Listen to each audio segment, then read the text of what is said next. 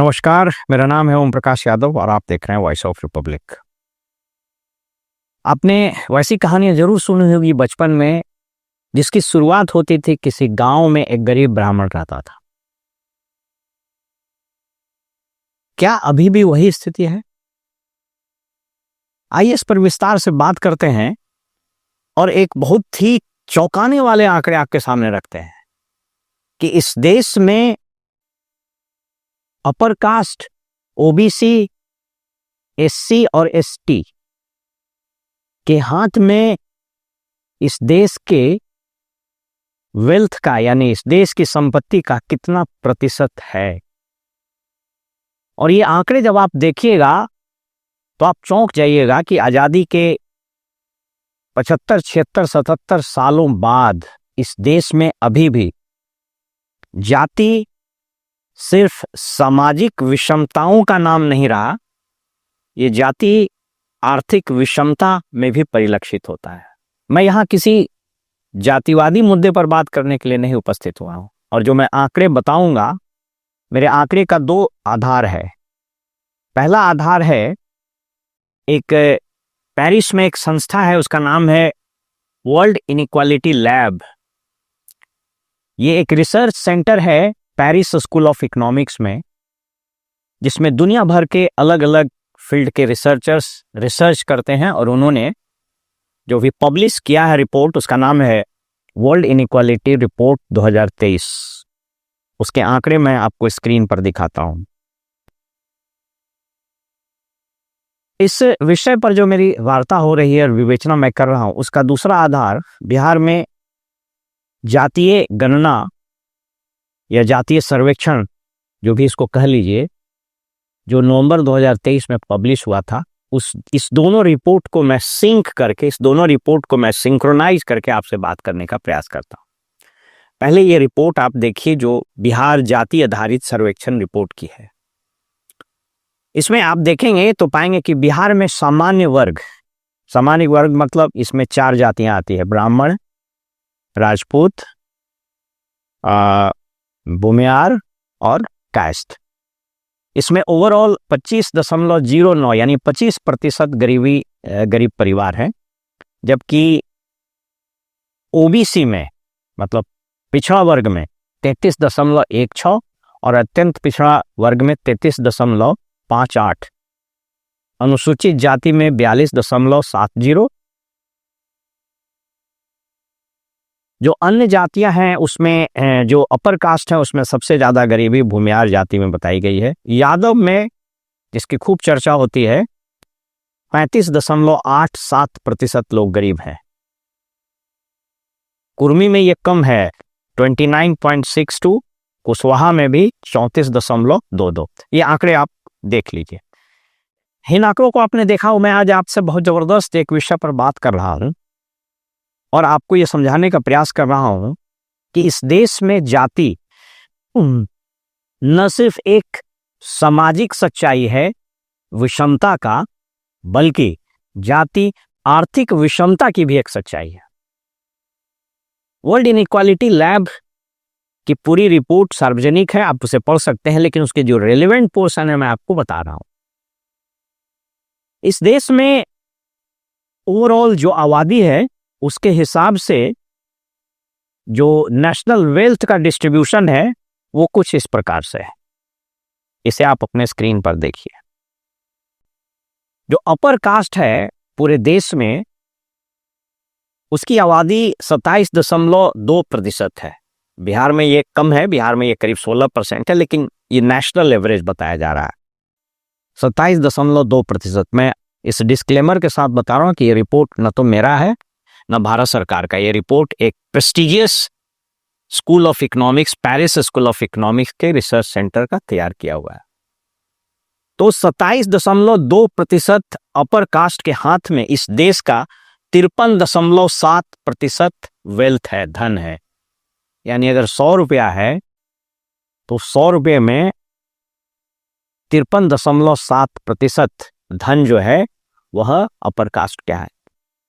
OBC, इस देश में ओबीसी की आबादी 43.9% है। आपको बताते चले कि बिहार में ओबीसी को दो टुकड़ों में कर दिए नीतीश जी, ओबीसी और ईबीसी कर दिया। तो ओवरऑल देश में ओबीसी की आबादी 43.9%, 44 आप मान लीजिए, तो 44% ओबीसी के पास राष्ट्रीय धन का 33.9% यानी 34% है। यानी 44% के हाथ में 34% और अपर कास्ट में 27% के हाथ में लगभग 54%। ये विषमता आप देख लीजिए। आइए शेड्यूल कास्ट का ओवरऑल इस देश में आबादी 19.7% है और उनके हाथ में मात्र 8.4% वेल्थ है। शेड्यूल ट्राइब की स्थिति और भी खराब है। इनकी पूरी आबादी 9% है और इनके हाथ में पूरे राष्ट्रीय धन का महज 4% है।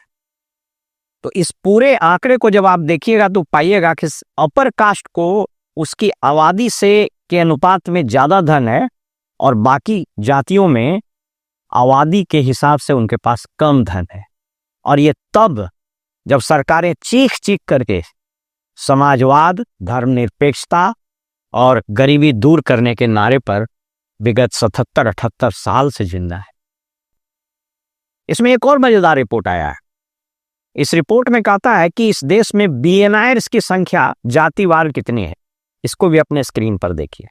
बिलियनर्स, जिसको हम लोग खरबपति बोलते हैं, 2008 में अगर आप देखेंगे तो अपर कास्ट के 88.60% बिलियनर थे, जबकि ओबीसी का 10%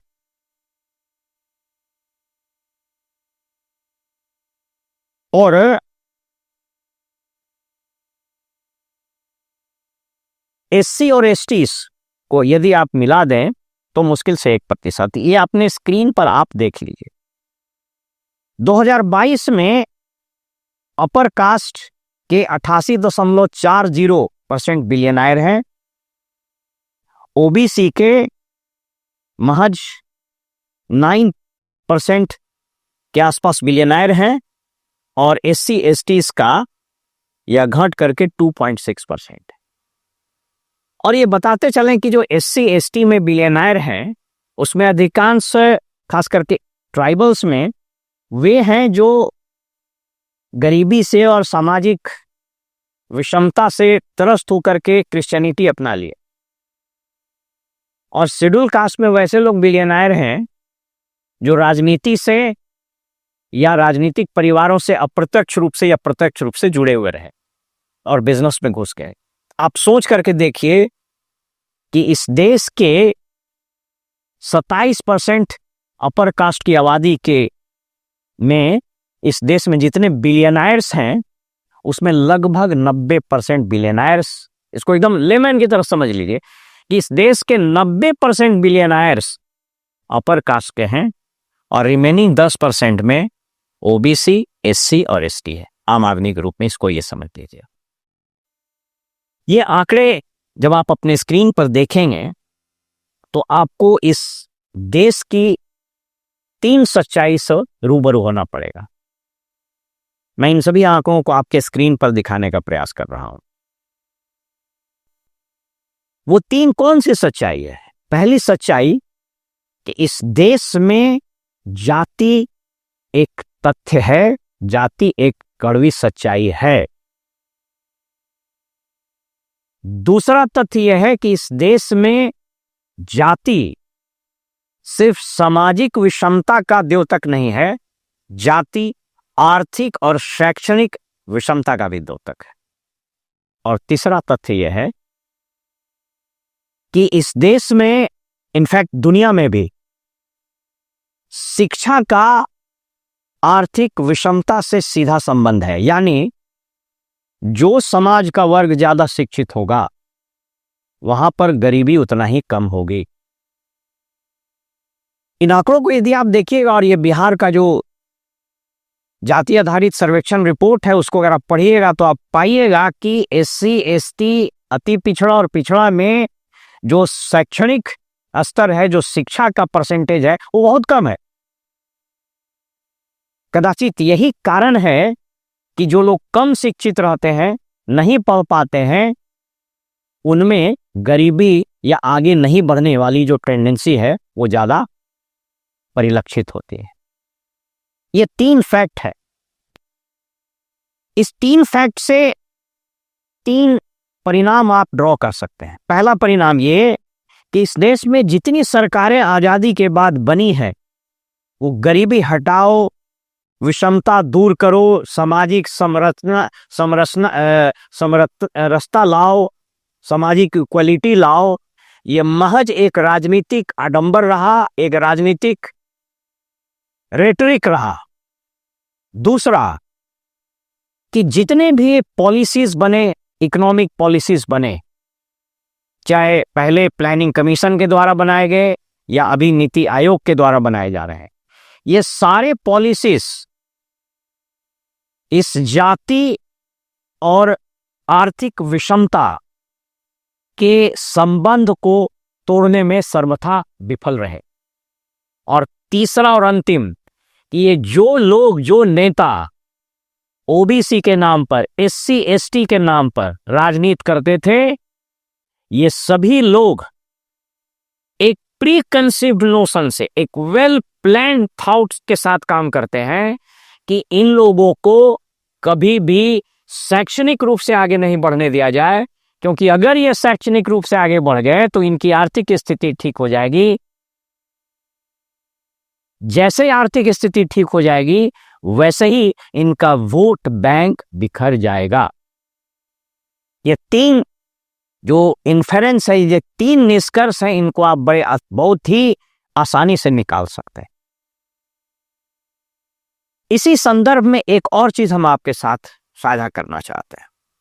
अब जरा देख लीजिए इन राजनेताओं के बेशर्मी को, बेहयाई को, और इस देश और इस राज्य की मूर्ख जनता को। मैं ये बहुत कठोर शब्द का इस्तेमाल कर रहा हूं, क्योंकि अगर जनता मूर्ख नहीं रहती तो इन लोगों के झांसे में कभी नहीं आते। किस तरह की योजनाएं चल रही हैं, और आपको क्या लगता है कि इन योजनाओं से ये जो आर्थिक विषमता की गहरी खाई है, चौड़ी खाई है, वो पक जाएगी? किस तरह की योजना चल रही है? बिहार का कास्ट सर्वे बताता है कि 94 लाख परिवार गरीबी रेखा के नीचे है। तो नीतीश जी का 20 साल के शासन में सामाजिक न्याय को कौन सा दगमा आप दीजिएगा? अगर अभी भी 94, सरकारी आंकड़े ही मान ले, 94 लाख परिवार, मतलब एक परिवार में अगर 4 जोड़ दीजिए तो लगभग 4 से 5 करोड़ लोग, यानी लगभग 40 to 50% आबादी। तो 15 साल राजद के शासन को आप क्या कहिए? और उसके पहले आजादी से लेकर के 90 तक कांग्रेस और बीच बीच में इंटररेग्नम में अन्य समाजवादी और सोशलिस्ट के शासन को क्या कहिएगा? यानी ये सभी लोगों ने एक ही एजेंडा पर काम किया है। वो एजेंडा था कि मैं एन केन प्रकरण सरकार में रहूं, और ये सामाजिक न्याय, धर्मनिरपेक्षता, सांप्रदायिक सद्भाव, गरीबी हटाओ, सामाजिक समरसता, ये सारे नारे इनके ड्राइंग रूम के बाहर रहते थे। इनके ड्राइंग रूम में दूसरी चीज डिस्कस होती है।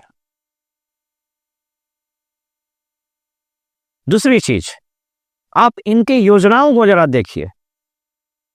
प्रधानमंत्री गरीब कल्याण योजना, 84 करोड़ या 85 करोड़ लोगों को अभी भी अनाज दिया जा रहा है। आपको क्या लगता है कि 5 किलो या 10 किलो या 20 किलो अनाज दे करके आप ये जो खाई है, यानी इस देश के महज 27% अपर कास्ट के हाथ में जो इस देश का लगभग 53-54% वेल्थ है, और ये 27% अपर कास्ट जो इस देश के लगभग 90% खरबपति हैं, इसको आप पाट दीजिएगा? ये कौन सी योजना? आप, हिटलर ने कभी कहा था कि जनता को इतना नंगा कर दीजिए, उसकी इतनी शोषण करिए कि वो सांस लेने को ही विकास समझे। और यहां अब हम उसी को विकास मानते हैं कि हमारे घर में तो 5 किलो 10 किलो अनाज आ रहा है। अब एक अलग तमाशा शुरू हुआ। अभी आप देखिए झारखंड में मैया बहन या अबुआ योजना, उसी पर सरकार बन जाती है। 300 यूनिट बिजली फ्री दे देंगे, 2,500 रुपये पेंशन दे देंगे, कोई पानी फ्री कर देगा। लेकिन आज तक इस बात पर कभी भी चर्चा नहीं हुई और इस बात को जनता कभी सीरियसली नहीं समझी कि जब तक आपको क्वालिटी एजुकेशन नहीं मिलेगा, जब तक आप शिक्षित नहीं होइएगा, आप देश की मुख्य सामाजिक धारा और देश की मुख्य आर्थिक धारा में कदापि शामिल नहीं हो सकते।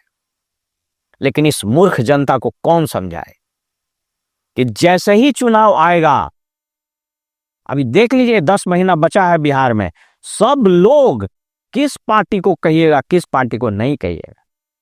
मांझी जी दलितों के बहुत बड़े नेता है, लेकिन उनकी चिंता है कि उनका पुत्र बन जाए मुख्यमंत्री। लालू यादव सामाजिक न्याय के बहुत बड़े मसीहा हैं, सामाजिक न्याय का उत्थान भी उन्होंने किया, इस ऐतिहासिक तथ्य से कोई इनकार नहीं कर सकता है। लेकिन सामाजिक परिवर्तन के साथ साथ जो आर्थिक उन्नति होनी चाहिए उसका क्या हुआ? उन्हें अपनी चिंता है। नीतीश कुमार को चिंता है कि जब तक हम जिंदा रहे तब तक हम पद पर बने रहें। सबकी अपनी चिंता है। सिर्फ चिंता नहीं है तो हमें और आपको और हमको और आपको सिर्फ यही लगता है कि यही लोग हमारा कर्णधार है और यही लोग हमारी सामाजिक, आर्थिक, शैक्षणिक विषमता को दूर करेगा, जो कि ये आंकड़े बिल्कुल उसको निगेट करते हैं।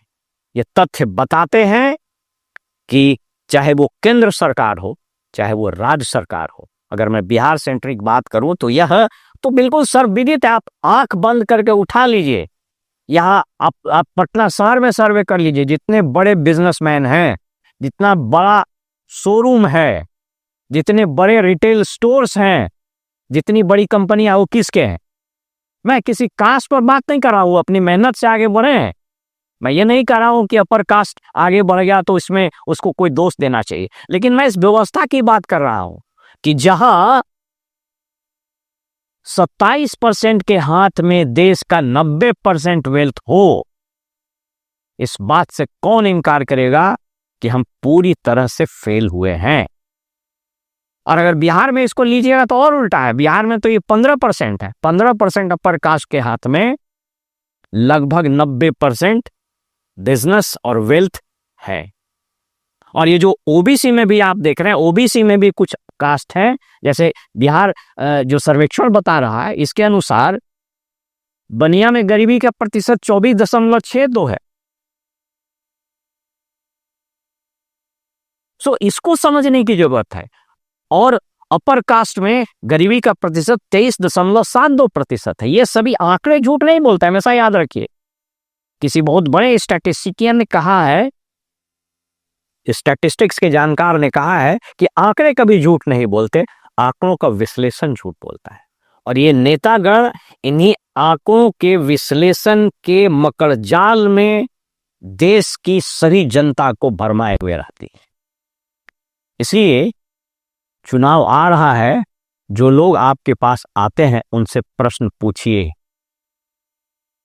कि मैं बिलियनर क्यों नहीं बना। मैं अगर इस देश में मेरी आबादी लगभग 43.9% है ओबीसी का, तो मेरे हाथ में राष्ट्रीय धन का महज 33% क्यों है? शेड्यूल कास्ट 19.7% अगर आबादी है तो मेरे हाथ में राष्ट्रीय धन का महज 8.4% क्यों है? और वो भी कुछ लोगों के हाथ में है, चाहे वो रामविलास जी हो, चाहे वो जीतन राम मांझी हो, और चाहे ऐसे लोग हो। ओबीसी में भी वही हाल है। सो इस प्रश्न को उठाइए कि क्यों इस देश में 9% शेड्यूल ट्राइब के हाथ में मात्र 4% नेशनल वेल्थ है। इन आंकड़ों को मैं आपके डोमेन में छोड़े जा रहा हूं। प्रश्न पूछने का अवसर आ गया है। और हमेशा इस बात को सोचिए कि 2 किलो अनाज, 200 यूनिट बिजली, 3,500 रुपया का पेंशन, मुफ्त में धोती साड़ी कुर्ता और मुफ्त में बाढ़ और सुखाड़ में 20 किलो 25 किलो अनाज प्राप्त करके जब तक आप वोट देते रहिएगा, जब तक इस देश और राज्य की शिक्षा व्यवस्था यूं ही चौपट रहेगी। आप जब आप इस पर किसी ने रिसर्च नहीं किया है, लेकिन अगर कोई रिसर्च हो कि साहब सीधा कनेक्शन क्या अपर कास्ट के कितने लोग बाहर पढ़ रहे हैं, और इसको आप फील कर सकते हैं। मैं डिस्क्लेमर दे चुका हूं, मैं किसी कास्ट पर टिप्पणी नहीं कर रहा हूं, मैं फैक्ट को बता रहा हूं। और अगर वो लोग आगे बढ़े हैं तो अपने पौरुष अपने शौर्य से बढ़े।